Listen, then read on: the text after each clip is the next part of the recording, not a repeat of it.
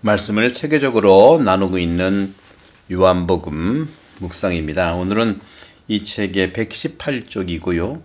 요한복음 7장 53절에서 8장 11절, 우리가 너무나 잘 알고 있는 가늠하다 잡힘이라는 주제인데, 가늠하다 잡힌 여인에 대한 부분입니다. 요한복음 8장에서 한 여인이 난처한 상황에 처하죠. 바로 가늠한 행위인데, 예수님이 그 여인에게 하신 반응이 아마 놀랍습니다. 그 부분들을 한번 보겠습니다. 이 책이 123쪽 말씀 묵상입니다. 요한복음 8장 1절에서 11절 전체는 인간을 단죄하는 자는 사람이 아니라 바로 하느님이라는 것이죠. 하느님도 단죄가 아니라 심판, 단죄는 하지 않습니다. 결국에는 인간의 단죄라고 하는 것과 하느님의 사랑, 이 부분에서 예수님께서 하시는 말씀은 죄 없는 자가 돌을 던져라, 이 말 한마디입니다. 예수님께서 올리브산으로 올라가셨고, 올리브산은 주님의 순환이 시작될 것이죠. 다음날 아침 주님은 성전에 가시죠. 그리고 주님은 사람들이 많아지자 평소 하신 대로 그들 앞에 서서 그들 앞에 앉아서 가르치시죠. 하지만 주님은 그리스 웅변가들처럼 서서 이렇게 떠들어대지 않으십니다. 오히려 조용히 앉아서 사람들과 이야기하며 가르치십니다.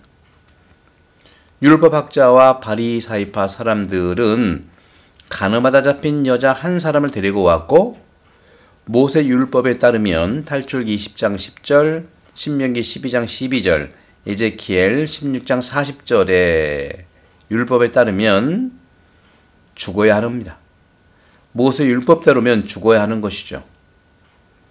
선생으로서 예수님의 생각은 어떠냐고 묻습니다.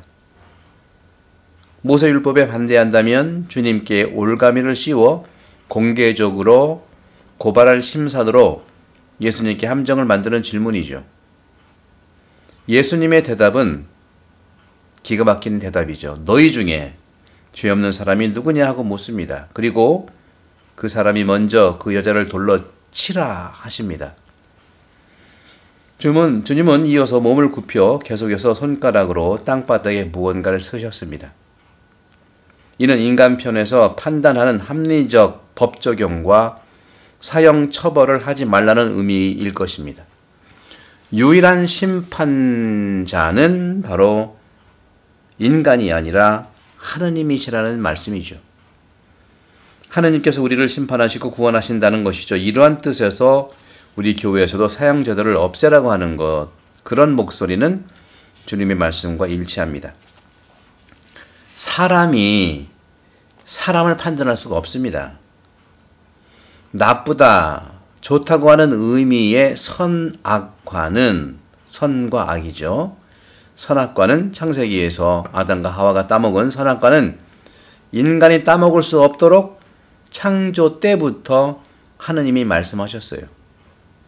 선과 악을 판단하시는 선악과의 주인은 하느님이라는 것이죠.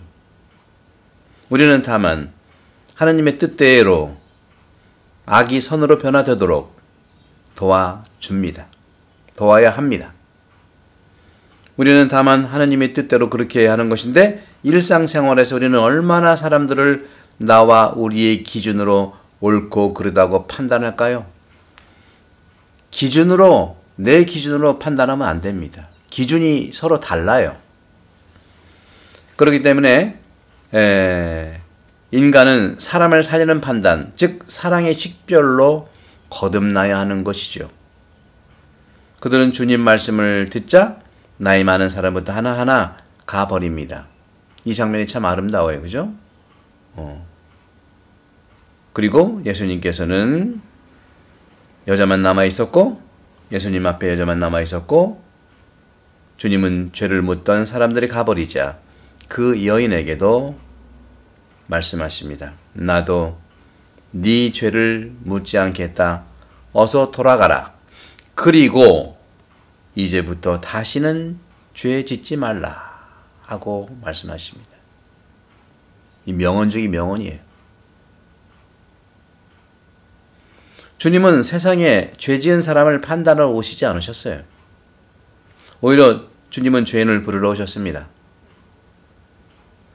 주님은 가늠한 여인을 단죄하시지 않으셨습니다.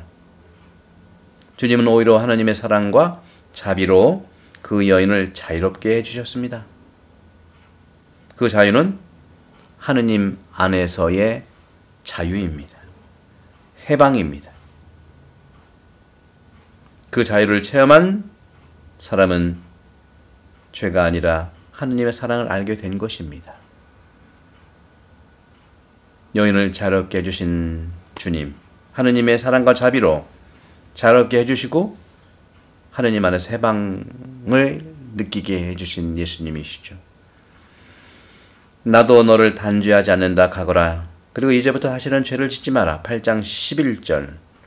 이 말씀을 우리도 푹 마음에 새기시면서 우리도 어떤 경우도 구약에서는 죄인들을 벌하지 않습니다.